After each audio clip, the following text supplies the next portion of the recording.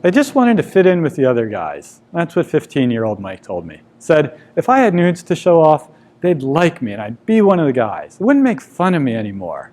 He also said he wanted to be popular.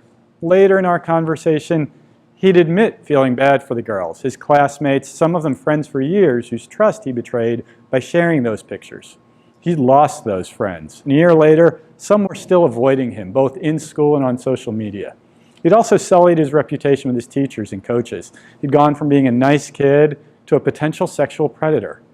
Over and over, he'd talk about how he believed having nudes would make the other guys like him and think he was cool. And then they'd hang out with him.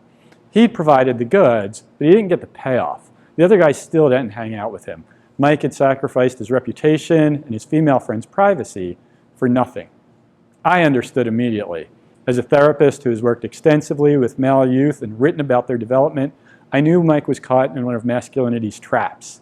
He'd decided he was willing to take some risks in order to be one of the guys, but Mike didn't really understand all the risks he was taking or the potential consequences that he might find himself in. Now, Mike had lots of advantages. You might call them privileges, and yet he was struggling to fit in or to feel like he fit in.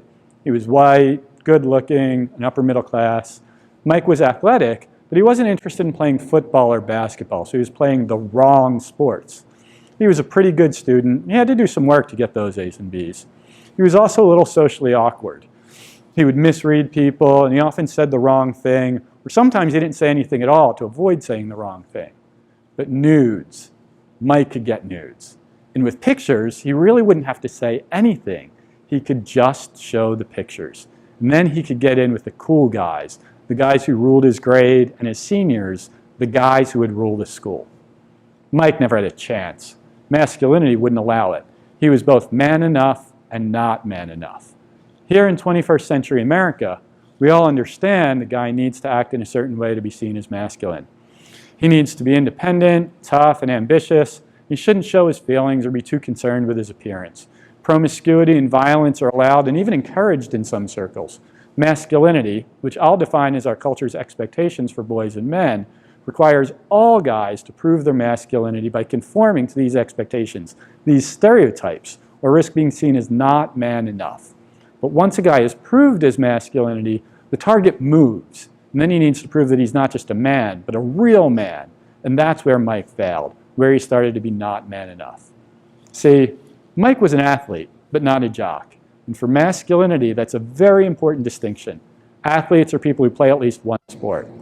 Jocks play at least one sport, but there's more to it than that. They wear the jock uniform every day. Sweats, clothes with the logos of their favorite teams, even their own jerseys from the teams they're on, or maybe a varsity jacket. They also have a certain attitude and a way of being, a persona, if you will. They talk about sports all the time, downplay the importance of academics, and they're expected to engage in so-called locker room talk that denigrates women by positioning them as sexual objects and denigrates gay men by positioning them as weak and effeminate. If you're like Andy from the Breakfast Club on screen here, seeing a guy who's fat and slow in your locker room, maybe you tape his buns together because you just find him disgusting. But in the world of boys and men, particularly teenage boys in American high schools, these are the guys who are at the top of the pyramid. These are the guys who have proved their masculinity beyond a shadow of a doubt. They're the real men, and thus the guys we're all supposed to want to be. In the world of masculinity scholars, and yeah, that's a thing, we talk about jocks as having the hegemonic form of masculinity because it's presented as the ideal form of masculinity. Now, as the people at the top of the masculinity pyramid, jocks get certain perks. They get high status and the ability to influence others. People want to be liked by the jocks, or at least be on their good side. Jocks can also get the benefit of the doubt from other kids and from the adults around them. In theory, jocks also get access to the most attractive dating and sexual partners. There are other forms of masculinity that are also idealized here in the US in the early 21st century, like tough guys and superheroes, guys who use violence to get their way, usually, but not always, in the service of good. Rebels who demonstrate their independence, and highly successful business types who become rich and powerful. And in today's America, one of the things that distinguishes real men from guys who are just man enough is their attitude, the same way that attitude distinguishes jocks from plain old athletes. That attitude says there's no limits and every approach should be considered. Nothing is out of bounds. And that attitude is why Tony Stark's Iron Man is cooler than Steve Rogers' Captain America. Why Elon Musk, founder of Tesla and SpaceX, is better than Bill Gates, founder of Microsoft. Sure, they're all man enough in many ways, but some of these guys are closer to our image of a real man than others. Now, any system that says some men are real men and others are just man enough leaves some guys in second place. We don't think much of guys who are average Joes or family men. Guys like Ray Romano from Everybody Loves Raymond, Phil Dunphy from Modern Family, or even Chidi from The Good Place. They're fine, sure, and they're man enough, but we don't think of them as real men because they're, well, average. They've earned masculinity's participation award. Their masculinity is categorized as complicit, not hegemonic, because they support masculinity's structure and occasionally get some of the perks, or at least they hope they will. Now, there are other guides that don't even fit that, at least not in popular culture and not in the lives of American high schoolers. Nerds are the iconic image of guys who aren't man enough. But we could also talk about soft boys and emo guys, among others. They're at the bottom of masculinity's hierarchy. Masculinity scholars talk about their versions of masculinity as subordinated. Even though nerds aren't man enough, they don't really challenge the definition of what it means to be a man or be a real man. They play along. Subordination, and even complicity, can be subtle. The nerds we loved for all those years on the TV show The Big Bang Theory, they made fun of nerds, and thus they upheld masculinity's structure. They were always putting themselves down. Maybe we're not so concerned about the nerds because the nerds and the adults around them are all pretty clear those guys will do all right as adults. And some of them, like Elon Musk and Bill Gates, may even surpass the boundaries of nerdhood and become regular guys. But other guys aren't allowed to compete for masculine status at all. They're not even in the system. They're prevented from proving their masculinity to begin with, and may never have the opportunity to prove that they're real men. We talk about these guys as having a marginalized masculinity. For example, having a black masculinity, a masculinity that is rooted in black culture instead of our mainstream, predominantly white culture. That's one example. And the U.S. has a history of slavery, segregation, and Jim Crow-era laws that are focused on keeping black men on the margins. This positioning of black masculinity contributes to the higher rates of school suspensions of black boys, which starts as early as kindergarten. It also contributes to the relatively high rates of arrest and incarceration of black men, and even the relatively higher rates of being homicide victims, including the killings of black men like George Floyd and Trayvon Martin. And if you stand up for those men, as NFL quarterback Colin Kaepernick did, you might find yourself moved from the top of the pyramid out to the margins. Although the recent public reaction to Mr. Floyd's death appears to be moving Mr. Kaepernick back towards the top of the hierarchy. But that's not Mike's story. Mike wasn't marginalized in any way. He's a 15-year-old boy who doesn't have a severe medical condition or severe mental health issue that makes him obviously different. Mike is required to participate in this competition that we call masculinity. Every day, he receives reminders from his parents, his teachers, his peers, including anyone he might want to date, the media, and even retailers about what he should and shouldn't do because he's a guy. I didn't ask Mike, but I'm pretty sure he'd have told me that being a vegetarian, playing clarinet, liking Taylor Swift or Lady Gaga would all prevent him from earning status as a real man. The competition is brutal, even for a boy like Mike, who fits many of our society's preferred or privileged categories. He paid with his reputation. And he also did some serious damage to his friends' reputations. For Mike, the cost wasn't that bad because his parents and the society that we live in provide him with a safety net. At one point, his parents even asked me if they should have him change schools so he could start over. It's good to have a safety net. Not everybody gets that. He wasn't at any risk of being reported to the FBI or the police as a sexual predator. And at age 15, he still had plenty of opportunities to change his life, think about what kind of man he wanted to be. This system called masculinity applies to almost all American boys and men, forcing them to first prove that they're man enough to qualify and then man enough again to be seen as real men. The costs for other guys can be much worse than they were for Mike. We might imagine a 23-year-old unmarried man who lives in his parents' basement. Maybe he's employed, although he doesn't earn enough to live on his own or with roommates. Maybe he's not. Spends all his free time online. 23, he's an adult. but he's definitely not financially independent. So he's not man enough. Maybe he's just down there playing video games and hanging out with his friends online. But maybe he's also a troll who vents his frustrations by targeting any member of a group he thinks might have somehow contributed to his difficulty finding a job that pays him what he thinks he's worth. We might also imagine a 45-year-old married father who's always been something of an average Joe or a family man. What happens to a guy like him when the factory that he works at closes, or the store he manages closes, or otherwise he loses his job? There's no other way for him to make a living wage. Does he see himself as no longer man enough because he can't provide for his family? And does he worry that's how his family sees him?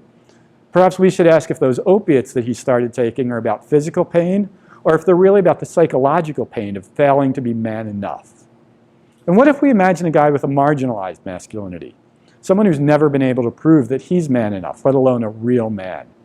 That might be about race or ethnicity, but it might also be about being atypical in some other important way. Or maybe it's just about family income. If we imagine a boy from a low-income or poor family, then we're probably imagining he's attending an impoverished school that won't get him very far on the educational system.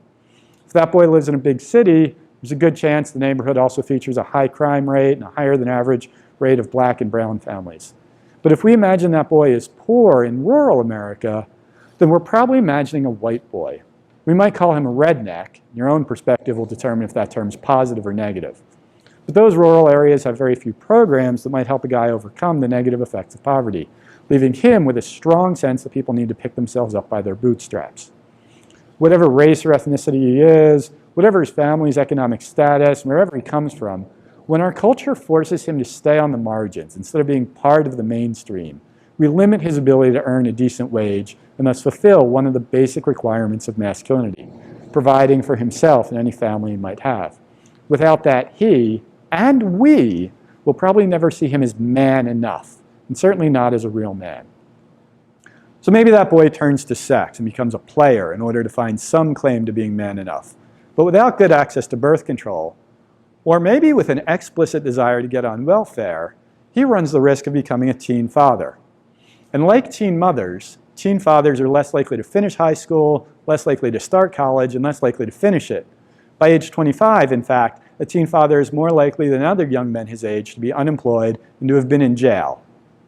Maybe he turns to crime because that'll provide some type of income, allowing him to claim he's man enough because he's got money. But that's risky, and he could end up in jail or dead. Maybe he just gives up. He could turn to drugs to dull the pain of failing to be a man. Or maybe he commits suicide, the second most frequent cause of death among males aged 15 to 24. Male adults in the US take their lives at 2.5 times the rate higher than women. Perhaps this is part of the reason why. But it doesn't need to be this way. Today's expectations are relatively new, having coalesced in the 1980s. That's when the term real man became part of mainstream culture. But in the 1950s, we had a very different set of expectations for boys and men. Back then, we encouraged and expected them to be good guys, to fit in and do their part. Instead of prescribing ambition, earnings, and doing whatever it takes to be number one, American culture wanted men to be good and to act morally. We wanted them to be honest, respectful, and decent. We highlighted men's character instead of their achievements. In the workplace, we rewarded men who were hard workers and loyal to the company. If you did it right, you'd move up the ladder and ultimately earn rewards for being a 30, 40, or even a 50-year man at the company. Back then, we expected men to simultaneously recognize their independence as well as their connections to their community. They demonstrated independence at home where, quote unquote, father knew best, while also being expected to participate in their communities by coaching Little League, joining a fraternal organization, and being an active member of their house of worship. A man who fit this description was called a good man or a stand-up guy. And today, those criteria might qualify him as having passed that first test of being man enough. But in the 1950s, it was just that one test, and any guy, or almost any guy, could meet that standard of masculinity. By almost any guy, I mean anyone who was white, male, and heterosexual. White men in the 1950s could be good while also being sexist, racist, and homophobic because the culture allowed it. The times have changed, And here in America in 2020, we can update our expectations of being a good man to reflect those changes. Those good guys were capable of change. When confronted with the problems of inequality by the civil rights movement, the women's rights movement, and later the gay rights movement, many of those good men and their kids, who were also good men, lived up to their values and recognized the justice in those movements. Some gave money, some joined protests, and some opened doors to power that had previously been closed. Mike and I spent a lot of time talking about masculinity and its rules. Instead of striving to be a real man or even dangerous, he focused on being a good guy. He still wanted to be liked and popular, and he realized there were other ways to achieve those goals without hurting anyone else in the process or being seen as a jerk. Mike also realized he could play to strengths that he devalued, such as being loyal and being compassionate, the traits that had gotten him those female friends in the beginning. He decided he didn't have to try to fit into some kind of box, the man box, if you will, that made him sacrifice parts of himself that other people genuinely valued. So if we want to change masculinity, both the content of what men should be and this two-part challenge of being man enough, that we need to make different choices every day. Here in 2020, we know that every click, every decision about what to watch on screen serves as a vote of some sort, and that the algorithms will give us more of whatever we're choosing and make similar recommendations to other people. When we're at the ballot box, we can also choose between good guys and real men. We can also create change by using some media literacy techniques and asking about the guys we're watching on screen. For example, you might ask your son if he'd rather be like Steve Rogers, also known as Captain America, or his work buddy Tony Stark, also known as Iron Man. Or maybe use the characters from a TV show like 2.5 Men, Charlie and Alan. Which of these guys do you want to be like, son? And why that guy? Why choose him? If you're talking with someone who dates boys or men, you might ask them who they'd choose as a dating partner and why that guy. And we don't need to stick to fictitious characters. Anyone in the public sphere, performers, athletes, prominent businessmen, politicians, they can all be used. Times have changed, and so has our definition of what it means to be a man or to be masculine. The good guys of the 1950s gave way to the real men of the 1980s, and our culture has continued to change. We can resist the idea that masculinity is a competition that all guys are a part of, but only some will excel at, and instead change our definition so that any guy can be man enough. When we stop pushing boys and men to the margins because they don't fit our stereotype of masculinity, we'll see lower rates of teen fatherhood, crime, drug use, and even suicide. And by using our good guy standard, most guys will be able to achieve an important personal milestone, being man enough.